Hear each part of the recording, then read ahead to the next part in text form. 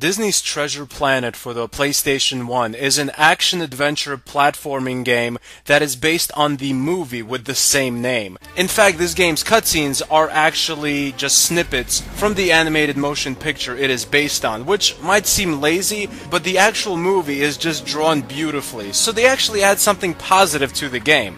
The game is basically you running around, flipping switches to open doors, helping various people along your way, playing mini games, and smashing up bad guys with either your sword or this gun that you have. All of this is really fun in the game, but there is also platforming, and the platforming can get pretty annoying. The problem in this game's platforming isn't so much the platforming itself, but rather the camera. When you have active camera on, it's really easy to fall down to your death when you're jumping from platform to platform. This is because you have to be facing the platform you're jumping to perfectly straight.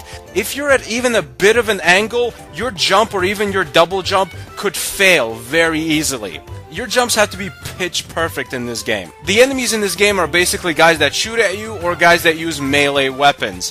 For guys that shoot at you, you avoid their projectile and then hit them with the melee weapon. For guys that hit you with melee attacks, you shoot at them. It's basically a rock, paper, scissors mentality, just without the rock. Scissors beat paper and paper beats scissors in this game. You know, honestly, I never understood rock, paper, scissors anyway. How does paper beat rock?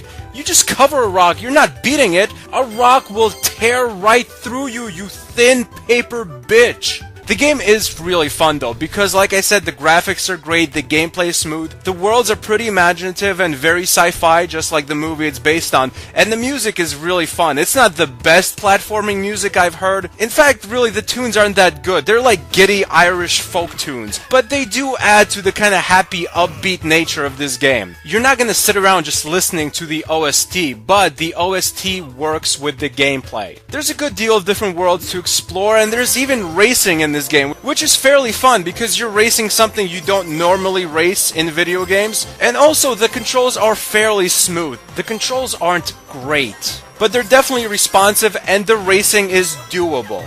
Like your mom. I'm sorry for that crude humor. Viewers, I don't want you to think of me as someone that's replacing your dad. Just think of me as a friend that now lives with you, and a friend that you can talk to about your problems. Treasure Planet is basically a pretty good game based on a really well-drawn movie, which was also pretty good in its own right. Games based on movies are generally crap. This isn't crap. It has its faults, but it's ultimately fun to play. The game is forgettable, but it's definitely a good way to waste a few hours. That's why it gets an official Stan Birdman rating of a 7 out of 10. Thanks for watching. Goodbye, my friends.